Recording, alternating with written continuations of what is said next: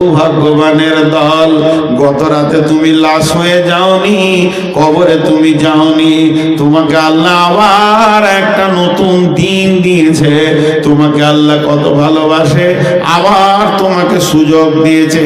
যে সুযোগটা তুমি কবরে চাইবে, যখন আযাব শুরু হয়ে যাবে, তখন তুমি বলবে আল্লাহ একবার ছেড়ে দাও, আমি গুনাহ আর করব না। সেদিন তুমি ছাড়া পাবে না। আজকে আল্লাহ তোমাকে ছেড়ে দিয়েছে, এই রকম 53 বছর তোমাকে প্রতিদিন সূর্য ওঠার সময় ছাড়ছে। সুযোগ পেয়ে গেছো, তওবা করে নাও, মসজিদে গিয়ে চোখের পানিতে কেঁদে নাও। হে সৌভাগ্যবানের দল, না জানি মাগরিবের আযান তুমি শুনতে পাবে কিনা, এর কোনো গ্যারান্টি নাই।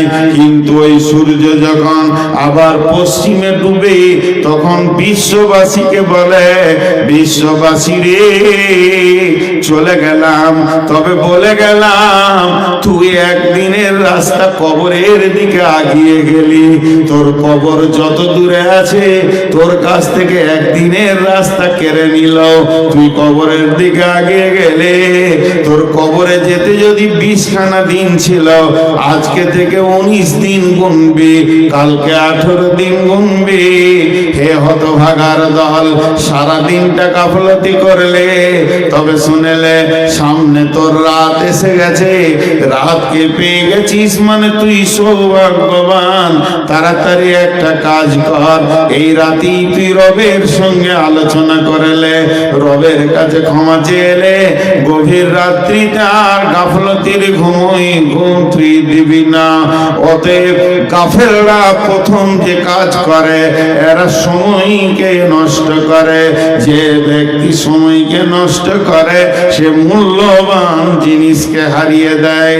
তাই বিশ্ব নবী বলছেন, ফারাগাকা কাবলা সুগলিকা, সময় একটা নিয়ামত, হাতছাড়া হয়ে যাওয়ার আগে উম্মত রে, সময়ের দিকে খেয়াল করিও। সময়টা নিয়ে অনেক কথা আছে। আল্লাহ একটা শব্দ ব্যবহার করেছেন ফজরের কসম খেতে গিয়ে। কি বলেছেন জানেন? হালফি দালিকা কাসামুল্লিজি হিজর, হালফি দালিকা কাসামুল্লিজি হিজর। হিজর মানে, হিজর মানে হচ্ছে চেতনতা। ব্রেক, ব্রেক কত রকম আছে, ডিস্ক ব্রেক আছে, অয়েল ব্রেক আছে, তারপরে ব্রেক লিভার দিয়ে তার ব্রেক আছে, হাওয়া ব্রেক আছে। পৃথিবীতে যত ব্রেক আছে, বিমান থেকে নিয়ে, প্লেন থেকে নিয়ে, রেল থেকে নিয়ে, রকেট থেকে নিয়ে, সাইকেল পর্যন্ত, সব ব্রেকগুলোকে যদি এক জায়গায় করে দেওয়া যায় মোটর সাইকেলের, কোনোটাই ব্রেক নয়। ব্রেক হচ্ছে বিবেক, ব্রেক হচ্ছে বিবেক।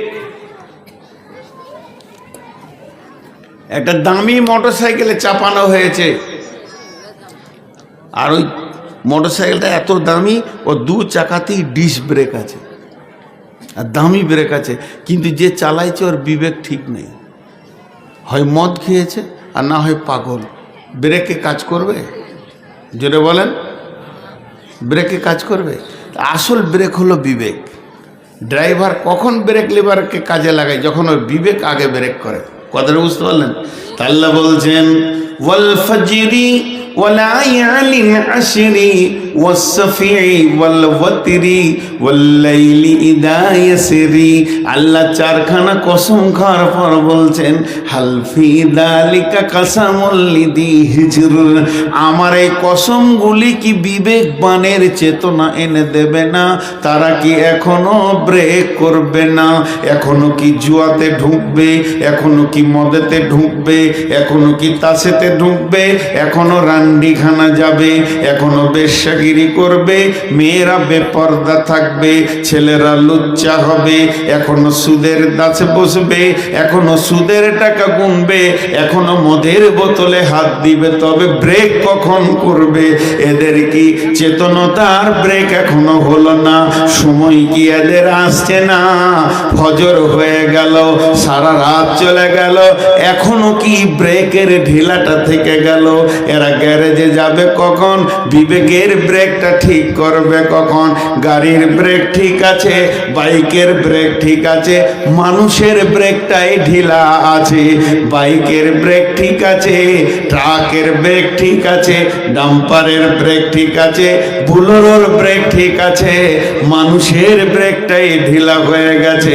এটা সময় কাল একদিন বলবে, কেন তুমি তোমার ব্রেকের বিবেচনা নষ্ট করেছো? আল্লাহ তাবারক ওয়া তাআলা বলছেন, বিশ্ব নবী বলছেন, সময়কে বড় নিয়ামত মনে করো, যে সময়টা তোমার হাত ছাড়া হয়ে গেছে,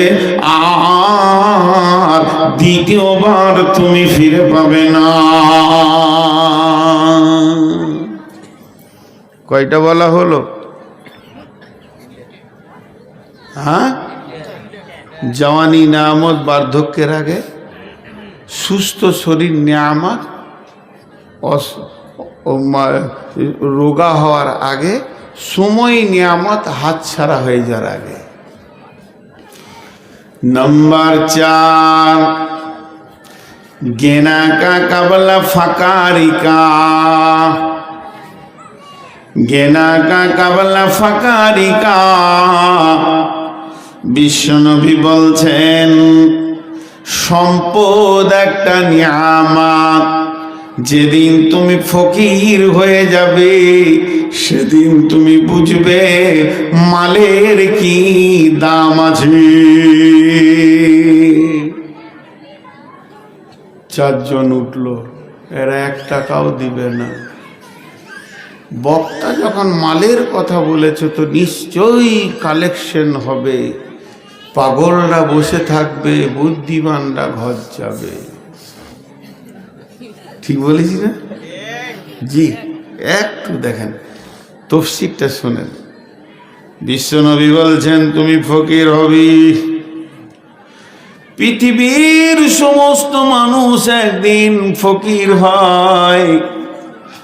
ভালো করে তফসির খুলে দেখলেন কেমন করে ফকির হয়। 50 কোটি টাকার মালিক আজকে আল্লাহ কালকে রাস্তার ভিখারি বানাতে পারবে কি পারবে না? জি, দেখেন বাংলাদেশের মন্ত্রী কি হয়ে গেল, আল্লাহর কারিশমা। সাদ্দামকে ফাঁসিতে ঝুলিয়ে দিল বেঈমানেরা, প্রধানমন্ত্রী। সারা পৃথিবীতে বড় বড় কোম্পানিকে আল্লাহ রাস্তায় বসিয়ে দিয়েছে, দিয়েছে কি দেয়নি? এটা একটা ফকির। 2 নম্বর ফকির, থাকতে গরু বইনা হাল, তার দুঃখ সর্বকাল। ও কাকে দেখাইছে ক্যামেরাতে? ওই আমি হিরো আজকে, তুমি বসো। এগুলোতে মাথা কেটে দেয়, বক্তব্যের লাইন কেটে দেয়। হ্যাঁ বস, এই বুড়াটা কি দেখুক সবাই।